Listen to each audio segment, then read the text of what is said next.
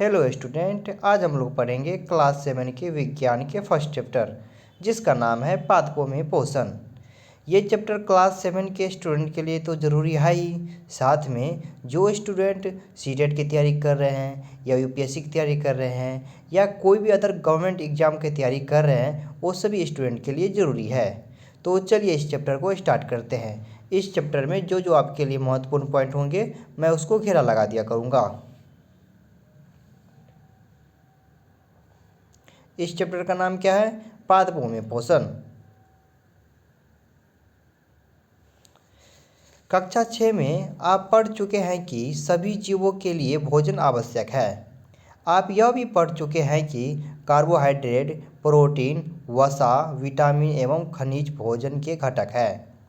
भोजन के ये घटक हमारे शरीर के लिए आवश्यक है तथा इन्हें पोषक कहते हैं।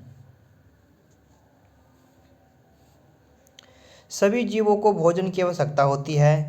पादप अपना भोजन स्वयं बना सकते हैं, परंतु मानव सहित कोई भी प्राणी अपना भोजन स्वयं नहीं बना सकता।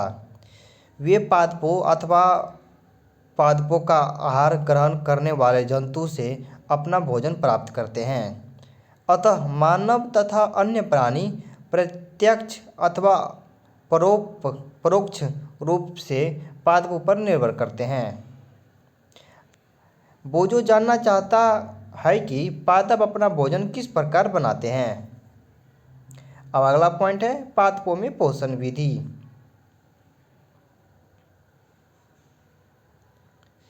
केवल पादप ही ऐसे जीव है जो जल, कार्बन डाइऑक्साइड एवं खनिज की सहायता से अपना भोजन बना सकते हैं। ये सभी पदार्थ उनके परिवेश में उपलब्ध होते हैं। पोषक पदार्थ सजीवों की शारीरिक संरचना, वृद्धि तथा क्षतिग्रस्त भागों के रखरखाव के लिए समर्थ बनाते हैं तथा विभिन्न जैव प्रक्रमों के लिए आवश्यक ऊर्जा भी प्रदान करते हैं। सजीवों द्वारा भोजन ग्रहण करने एवं इसके उपयोग की विधि को पोषण कहते हैं। पोषण की वह विधि जिसमें जीव अपना भोजन स्वयं संश्लेषित करते हैं स्वपोषी कहलाती है। अतः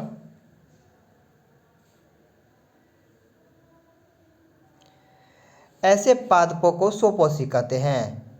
जंतु एवं अधिकतर अन्य जीव पादपों द्वारा संश्लेषित भोजन ग्रहण करते हैं, उन्हें विषमपोषी कहते हैं। पहली जानना चाहती है कि पादपों की तरह हमारा शरीर भी कार्बन डाइऑक्साइड, जल एवं खनिज से अपना भोजन स्वयं क्यों नहीं बना सकता। अब हम पूछ सकते हैं कि पादपों की खाद्य फैक्ट्री कहाँ स्थित है। क्या भोजन पादप के सभी भागों में निर्मित होता है अथवा केवल कुछ विशेष भागों में। पादप अपने परिवेश से कच्ची सामग्री किस प्रकार प्राप्त करते हैं। खाद्य फैक्ट्री तक उनका स्थानांतरण किस प्रकार होता है। अब अगला पॉइंट देखेंगे प्रकाश संश्लेषण पादपों में खाद्य संश्लेषण का प्रक्रम।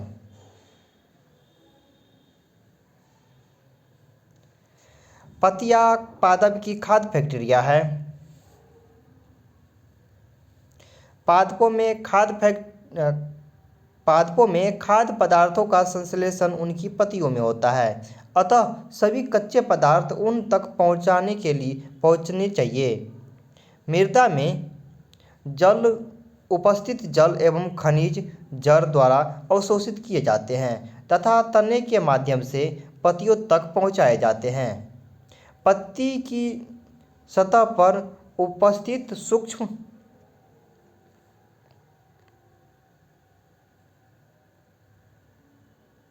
रंध्रों द्वारा वायु में उपस्थित कार्बन डाइऑक्साइड प्रवेश करती है। यह रंध्र द्वार कोशिकाओं द्वारा घिरे होते हैं। ऐसे छिद्रों को रंध्र कहते हैं। अब अगला पॉइंट देखते हैं जल एवं खनिज वाहिकाओं द्वारा पत्तियों तक पहुंचाए जाते हैं। ये वाहिकाएं नली के समान होती है तथा जड़, तना, शाखाओं एवं पत्तियों तक फैली होती है। पोषकों को पत्तियों तक पहुंचाने के लिए ये वाहिकाएं एक सतत मार्ग बनाती है। पादपों में पदार्थों के परिवहन के विषय में आप अध्याय 11 में पढ़ेंगे। अब यह पहली क्या कहते हैं देख लेते हैं।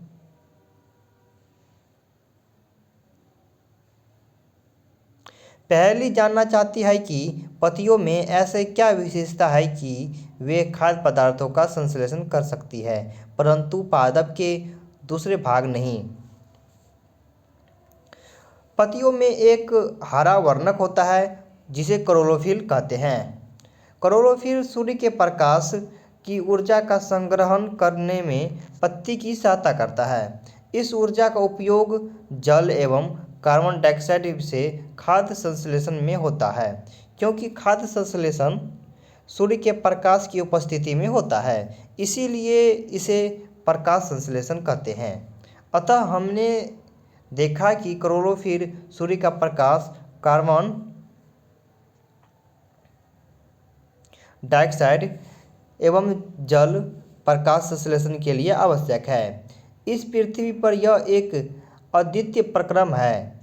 पत्तियों द्वारा सौर ऊर्जा संग्रहित की जाती है तथा पादप में खाद्य के रूप में संचित हो जाती है। अतः सभी जीवों के लिए सूर्य ऊर्जा का चरम स्रोत है। सूर्य ऊर्जा का चरम स्रोत है। क्या आप कल्पना कर सकते हैं कि प्रकाश संश्लेषण नहीं होगा तो क्या होगा? प्रकाश संश्लेषण न होने की स्थिति में पादपों का अस्तित्व नहीं होगा। सभी जीवों का अस्तित्व प्रत्यक्ष अथवा परोक्ष रूप से पादपों द्वारा निर्मित भोजन पर निर्भर करता है। इसके अतिरिक्त सभी जीवों के लिए परावश्यक ऑक्सीजन भी प्रकाश संश्लेषण के दौरान निर्मित होती है।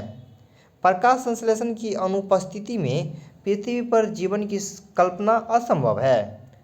प्रकाश संश्लेषण के दौरान पत्ती की क्लोरोफिल युक्त कोशिकाएं सूर्य के प्रकाश की उपस्थिति में कार्बन डाइऑक्साइड एवं जल से कार्बन हाइड्रेट का संश्लेषण करती है। इस प्रक्रम को निम्न समीकरण द्वारा दर्शा सकते हैं। कार्बन हाइड्रेट लेते हैं प्लस जल लेते हैं, सूर्य के प्रकाश और के जरिए कार्बन हाइड्रेट और प्लस ऑक्सीजन छोड़ते हैं। इस प्रक्रम में ऑक्सीजन निमुक्त होती है। कार्बोहाइड्रेट अंतः मंड में परिवर्तित हो जाते हैं।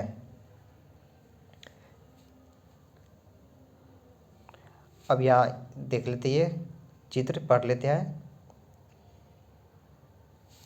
आपने देखा है कि इमारतों ईंटों से बनती है, इसी प्रकार सजीवों का शरीर सूक्ष्म इकाइयों से बनता है जो कोशिका कहलाती है। कोशिकाओं को सूक्ष्मदर्शी द्वारा देखा जा सकता है। कुछ जीव मात्र एक कोशिकीय के बने होते हैं। कोशिका एक पतली प्रायः संरचना द्वारा घिरी होती है जिसे कोशिका झिल्ली कहते हैं। इसमें केंद्र में स्थित एक सुपुष्ट संरचना भी होती है जो केंद्रक कहलाती है। केंद्रक चारों ओर से जेली के समान एक पादप से घिरा होता है जिसे कोशिका द्रव कहते हैं। यहाँ पर आप इमेज में देख सकते हैं, केंद्र हो गया, कोशिका द्रव, कोशिका झिल्ली।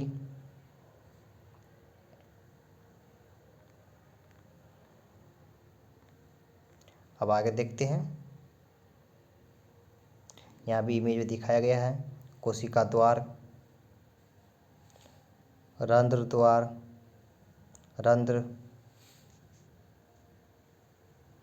अब अगला पॉइंट देखते हैं। यहाँ पे अपन लोग थे परिवर्तित हो जाते हैं।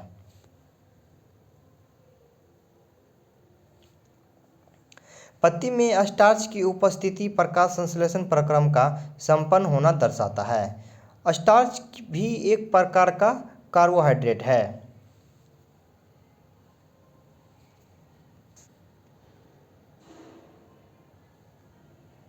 यहाँ एग्जाम्पल के थ्रू दिखाया गया है, देख सकते हैं आप।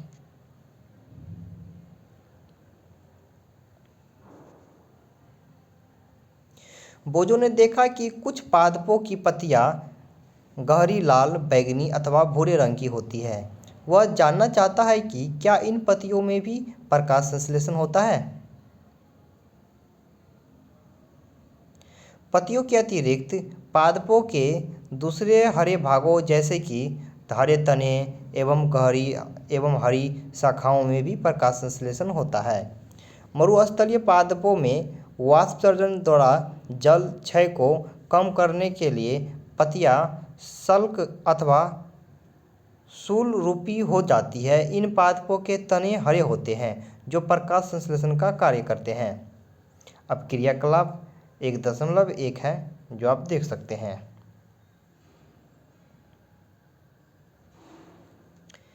एक ही प्रकार के पादपों के 2 गमले लीजिए। एक को अंधकार में 72 घंटों के लिए रखिए तथा दूसरे को सूर्य के प्रकाश में रखिए। दोनों पादपों की पत्तियों में आयोडीन परीक्षण उसी प्रकार कीजिए जैसे आपने कक्षा 6 में किया था। अपने अवलोकनों को नोट कीजिए। अब उस गमले को जिससे आपने अंधेरे में रखा था 3-4 दिनों के लिए सूर्य के प्रकाश में रख दीजिए तथा पुनः इसकी पत्ती का पर आयोडीन परीक्षण कीजिए। अपने परीक्षण अपनी नोटबुक में लिखिए। हरी पत्तियों के अतिरिक्त अन्य वर्ण की रंग पत्तियों में भी क्लोरोफिल होता है, परंतु इन पत्तियों में उपस्थित लाल, भूरे अथवा अन्य वर्ण क्लोरोफिल के हरे रंग का प्रच्छादन कर देते हैं, अर्थात ढक लेते हैं। इन पत्तियों में भी प्रकाश संश्लेषण होता है। अपने गीली दीवार पर तालाब अथवा ठहरे हुए जलाशय में हरे अपपंखी देखे होंगे। ये सामान्यतः कुछ जीवों की वृद्धि के कारण बनते हैं जिन्हें शैवाल कहते हैं। क्या आप कल्पना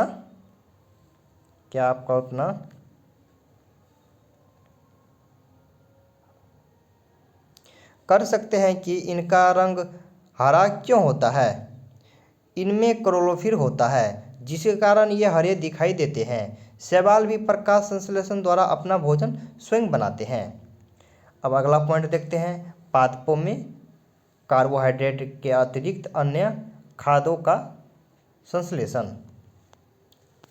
अभी हमने पढ़ा कि प्रकाश संश्लेषण प्रक्रम द्वारा पादप कार्बोहाइड्रेट का संश्लेषण करते हैं।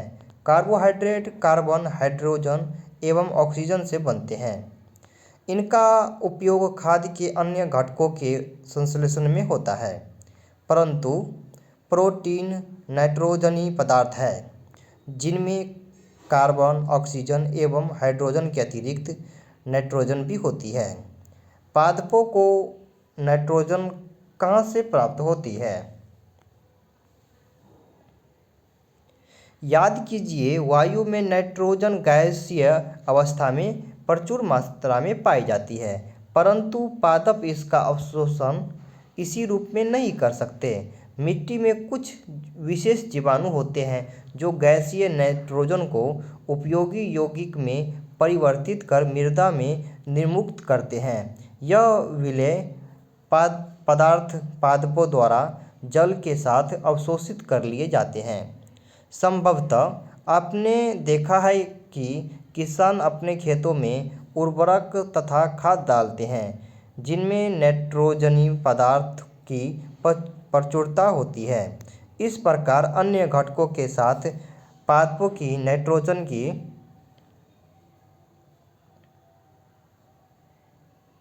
मांग की आपूर्ति हो जाती है। इसके पश्चात पादप खाद्य के अन्य संघटकों जैसे कि प्रोटीन एवं वसा का संश्लेषण करते हैं। अब अगला पॉइंट देखते हैं, पादपों में पोषण की अन्य विधियाँ।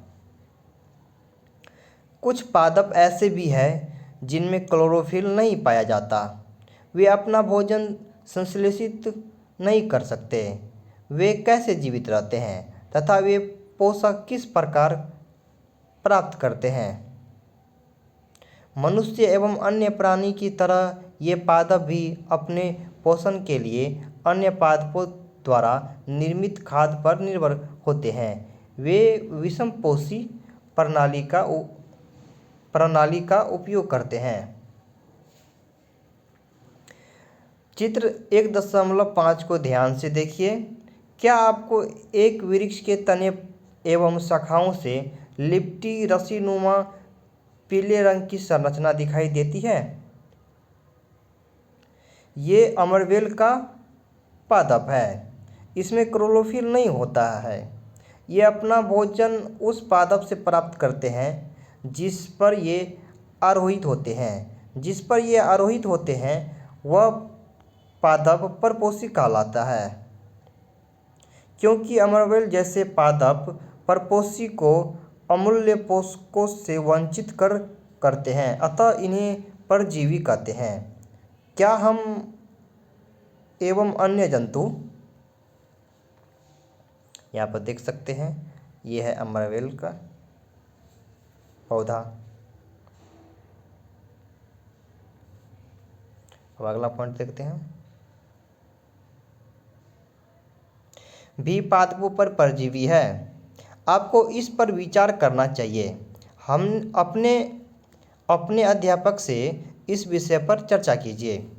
पहली जानना चाहती है कि क्या हमारा रक्त चूसने वाले मच्छर, खटमल, जूं एवं जोंक जैसे जीव भी परजीवी है? क्या आपने ऐसे पादपों को देखा है अथवा उनके विषय में सुना है जो जंतुओं का भक्षण करते हैं? कुछ ऐसे पादप भी हैं जो कीटों को पकड़ते हैं तथा उन्हें पचा जाते हैं। क्या यह विषयकारी नहीं है? ऐसे पौधे हरे या अन्य किसी रंग के हो सकते हैं। चित्र 1.6 के पादप को देखिए। यहाँ पर देख सकते हैं, जो किसी भी जीव को इसके अंदर फंसा के पचा जाते हैं। इसके अंदर कोई जीव फंस जाते हैं तो उसका पाचन शुरू हो जाते हैं। इसी घड़े के समान दिखाई देने वाली संरचना वास्तव में उसकी पत्ती का रूपांतरित भाग है।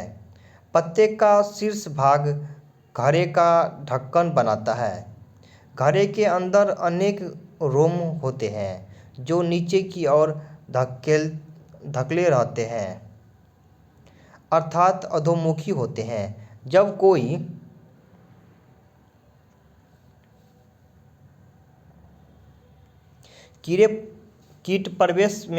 कीट घड़े में प्रवेश करता है तो यह उसके रोमों के बीच फंस जाता है। घड़े में उपस्थित पाचक रस द्वारा कीटों का पाचन हो जाता है।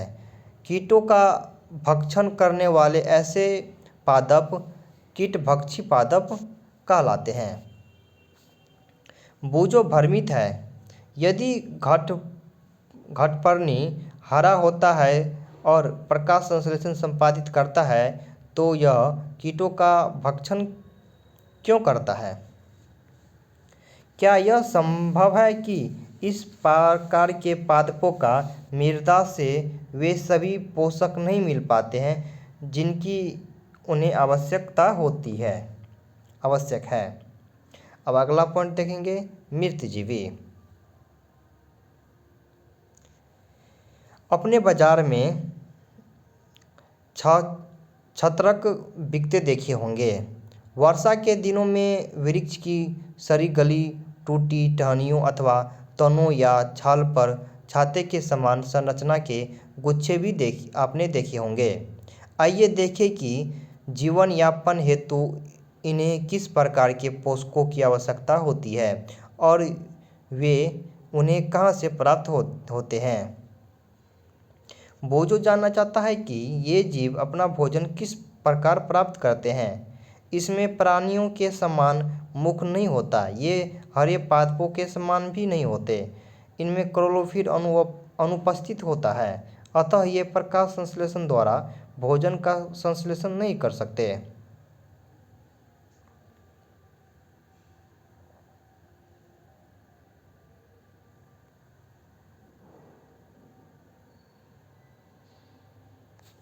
यहाँ पे इमेज में दिया गया है, देख सकते हैं आप। क्रियाकलाप 1.2। ब्रेड का एक टुकड़ा लेकर इसे जल में भिगो लें। इसे किसी नम एवं उष्ण स्थान पर 2 से 3 दिन के लिए रख दीजिए अथवा उस समय तक रखा रहने दीजिए जब तक कि उस पर रोए जैसी संरचना न दिखाई देने लगे। ये संरचना सफ़ेद, हरे, भूरे अथवा किसी अन्य रंग के डब्बे के रूप में हो सकती है। किसी आवर्धक लेंस अथवा सूक्ष्मदर्शी की सहायता से इनका अवलोकन कीजिए। अपने परीक्षणों को नोटबुक में लिखिए। बहुत संभव है कि आपको रुई के धागों के समान संरचना दिखाई पड़े। यह जीव कवक या फंजाई कहलाते हैं। इनकी पोषण प्रणाली अथवा पोषण विधि भिन्न प्रकार की होती है। ये मृत एवं विघटनकारी वस्तुओं की सतह पर कुछ पाचक रसों का स्राव करते हैं, जिससे वे विलयन रूप में परिवर्तित हो जाते हैं। तत्पश्चात वे इस विलयन का भोजन के रूप में अवशोषण करते हैं। इस प्रकार की पोषण प्रणाली को, जिसमें जीव किसी मृत एवं विघटित जैविक पदार्थों से पोषक तत्व प्राप्त करते हैं, मृतजीवी पोषण कहलाती है। मृतजीवी पोषण प्रणाली का उपयोग करने वाले पौधे मृतजीवी कहलाते हैं। कवक आचार, चमड़े, कपड़े एवं अन्य पदार्थ पर उगते हैं। ये उन स्थानों में भी उगते हैं जो नम एवं उष्ण होते हैं। कवक की वृद्धि के लिए वर्षा ऋतु सबसे अच्छी परिस्थितियां प्रदान करती है। इसी कारण वर्षा ऋतु के दौरान अनेक वस्तुएं कवक की वृद्धि के कारण नष्ट अथवा अनुपयोगी हो जाती है। अपने अभिभावकों से कवक द्वारा होने वाले नुकसान पर चर्चा कीजिए। पहेली को याद है कि उसके सुंदर जूते जिन्हें वह विशेष अवसरों पर पहनती थी, वर्षा ऋतु में कवक के कारण खराब हो गए। वह जानना चाहती है कि वर्षा ऋतु में कवक अचानक कैसे प्रकट हो जाते हैं।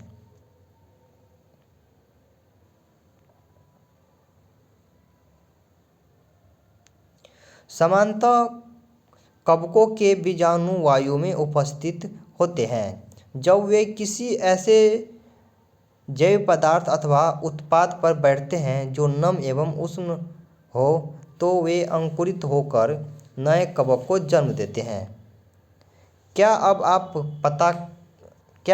आप बता सकते हैं कि हम अपनी वस्तुओं को कवक द्वारा खराब होने से किस प्रकार बचा सकते हैं?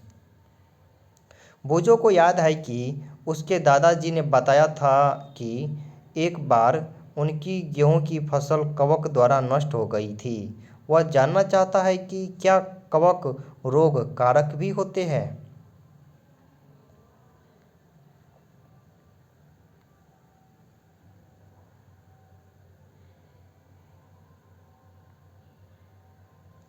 पहली ने बताया कि ईस्ट एवं छत्रक जैसे अनेक कवक उपयोगी भी है, परंतु कुछ कवक पादपों, जंतुओं एवं मनुष्य में रोग उत्पन्न करते हैं। कुछ कवकों का उपयोग औषधि के रूप में भी होता है। अब आगे देखते हैं। कुछ जीव एक दूसरे के साथ रहते हैं तथा अपना आवास एवं पोषक तत्व एक दूसरे के साथ बांटते हैं। इसे सहजीवी संबंध कहते हैं। उदाहरणतः कुछ कवक वृक्षों की जड़ों में रहते हैं। वृक्ष कवक को पोषण प्रदान करते हैं, बदले में उन्हें जल एवं पोषकों के अवशोषण में सहायता मिलती है। वृक्ष के लिए इस संबंध का विशेष महत्व है। लाइकेन कहे जाने वाले कुछ जीवों में 2 भागीदारी होते हैं। इनमें से एक शैवाल होता है तथा दूसरा कवक। शैवाल में क्लोरोफिल उपस्थित होता है, जबकि कवक में क्लोरोफिल नहीं होता। कवक शैवाल को रहने का स्थान, जल एवं पोषक तत्व उपलब्ध कराता है तथा बदले में शैवाल प्रकाश संश्लेषण द्वारा संश्लेषित खाद्य कवक को देता है। अब अगला पॉइंट है, मृदा में पोषकों की पुनः पूर्ति किस प्रकार होती है? क्या आपने किसानों को अपने खेतों में अथवा माली को बगीचे के लॉन एवं गमलों में खाद अथवा उर्वरक डालते देखा है? क्या आप जानते हैं कि वे इन्हें मृदा में क्यों मिलाते हैं? आप पढ़ चुके हैं कि पादप मृदा से खनिज पोषक तत्व अवशोषित करते हैं, अतः मृदा में इनकी मात्रा लगातार कम होती जाती है। उर्वरक एवं खाद में नाइट्रोजन, पोटेशियम, फास्फोरस जैसे पादप पोषक होते हैं। पादपों द्वारा लगातार उपयोग किए जाने के कारण मृदा में उनकी मात्रा धीरे धीरे कम हो जाती है।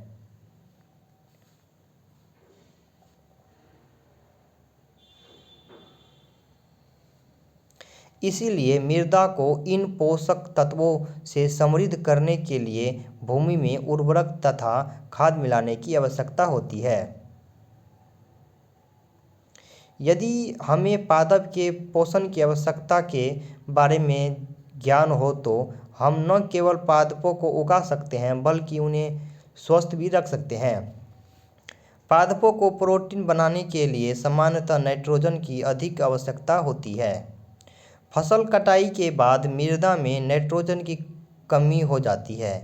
यद्यपि वायु में नाइट्रोजन गैस प्रचुर मात्रा में उपलब्ध होती है, परंतु पादप इसका उपयोग उस प्रकार करने में असमर्थ होते हैं जैसे वे कार्बन डाइऑक्साइड का उपयोग करते हैं। पौधे नाइट्रोजन को विलेय रूप में ही अवशोषित कर सकते हैं। कुछ जीवाणु जो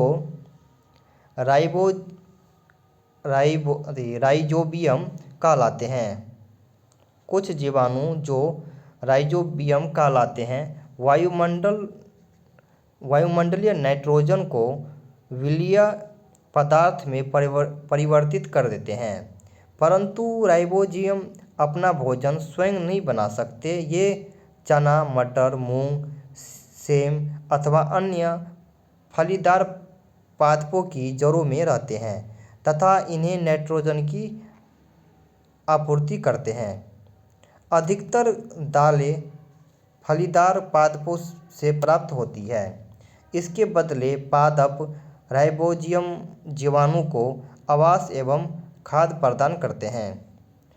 उनमें सहजीवी संबंध होता है। इस संबंध का किसान के लिए विशेष महत्व है। दालों की फसलों के लिए उन्हें मृदा में नाइट्रोजनीय उर्वरक देने की आवश्यकता नहीं पड़ती।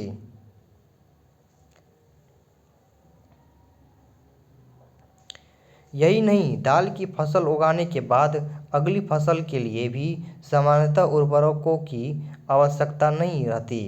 इस अध्याय में आपने पढ़ा कि अधिकतर पादप स्वपोषी होते हैं। केवल बहुत कम पादप ही अन्य पोषण प्रणाली अपनाते हैं, जैसे कि परजीवी एवं मृतजीवी। परजीवी एवं मृतजीवी दूसरे पादपों से पोषण प्राप्त करते हैं। सभी प्राणी अपने भोजन के लिए पादप तथा अन्य प्राणियों पर निर्भर रहते हैं, अतः उन्हें विषमपोषी के रूप में समूहीकृत किया गया है। क्या हम कह सकते हैं कि कीटभक्षी पौधे आंशिक विषमपोषी है? ये चैप्टर यहीं कंप्लीट हुआ। अब इसका प्रमुख शब्द देख लेते हैं। स्वपोषी, क्लोरोफिल, विषमपोषी, परपोषी। कीटभक्षी पादप, पोषक, परजीवी, प्रकाश संश्लेषण, मृतजीवी, रंध्र, सहजीवी संबंध, कवक। अब इसका सारांश देख लेते हैं। सभी जीवों को खाद्य की आवश्यकता होती है, जिसका उपयोग वे अपनी वृद्धि एवं शरीर के रखरखाव के लिए अथवा आवश्यक ऊर्जा प्राप्ति के लिए करते हैं। हरे पादप प्रकाश संश्लेषण प्रक्रम द्वारा अपना खाद्य एवं संश्लेषित करते हैं, खाद्य स्वयं संश्लेषित करते हैं। हरे पादप कार्बन डाइऑक्साइड, जल एवं खनिज जैसे सरल रासायनिक पदार्थों का उपयोग खाद्य संश्लेषण के लिए करते हैं। प्रकाश संश्लेषण के लिए क्लोरोफिल एवं सूर्य का प्रकाश अनिवार्य रूप से आवश्यक है। कार्बोहाइड्रेट जैसे जटिल रासायनिक पदार्थ प्रकाश संश्लेषण के उत्पाद है। प्रकाश संश्लेषण के प्रक्रम में क्लोरोफिल की सहायता से पत्तियों द्वारा सौर ऊर्जा का संचयन किया जाता है। प्रकाश संश्लेषण में ऑक्सीजन उत्पादित होती है। इस ऑक्सीजन का उपयोग सभी जीवों द्वारा उनकी उत्तरजीविता के लिए किया जाता है। कवक अपना पोषण मृत एवं अपघटित जैव पदार्थ से प्राप्त करते हैं, वे मृतजीवी कहलाते हैं।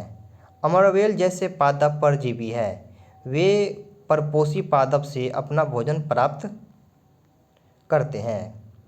कुछ पादप एवं अन्य सभी जीव अपने पोषण हेतु दूसरे जीवों पर निर्भर होते हैं, अतः विषमपोषी कहलाते हैं। ये चैप्टर यहीं कंप्लीट हुआ। इसका क्वेश्चन आंसर मैं नेक्स्ट वीडियो में लेके आऊँगा।